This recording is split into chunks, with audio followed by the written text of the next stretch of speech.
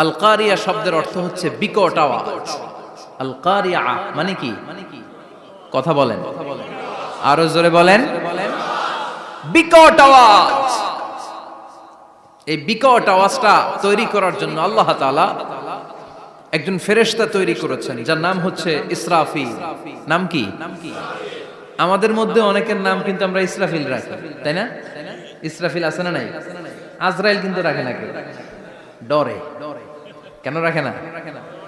ভয় পায়। কিন্তু ইসরাফিল আছে, আমার পরিচিত অনেকে আছে ইসরাফিল। তো এই ফেরেশতার পা হচ্ছে জমিনের নিচে, মাথা হচ্ছে আকাশের উপরে। এই ফেরেশতার কাজ হচ্ছে ওই বিকট শব্দ তৈরি করা। উনি একটা সাইরেনের মধ্যে ফু দিবেন, হুইসেল দিবেন, ট্রাম্পেট। ওই ট্রাম্পিটে, ওই সাইরেনে, ওই হুইসেলে ফু দিলেই শুরু হয়ে যাবে আল কারিয়া। মাল ওমা আদরাকা মাল।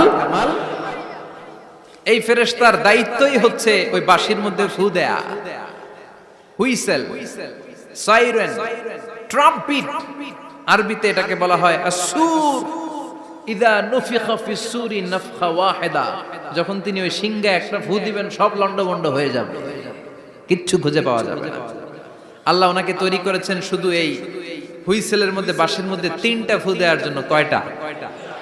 উনি সৃষ্টির শুরু থেকেই এই বাঁশিটাকে 2 ঠোঁটের মাঝখানে রেখে আল্লাহর আরশের দিকে তাকিয়ে আছে, and just waiting for the green signal. আল্লাহর পক্ষ থেকে সবুজ সংকেতের অপেক্ষায়। যখনই আল্লাহর অর্ডার করবেন তখনই শুরু হয়ে যাবে আল কারিয়া। মাল ওমা আদরাকা মাল।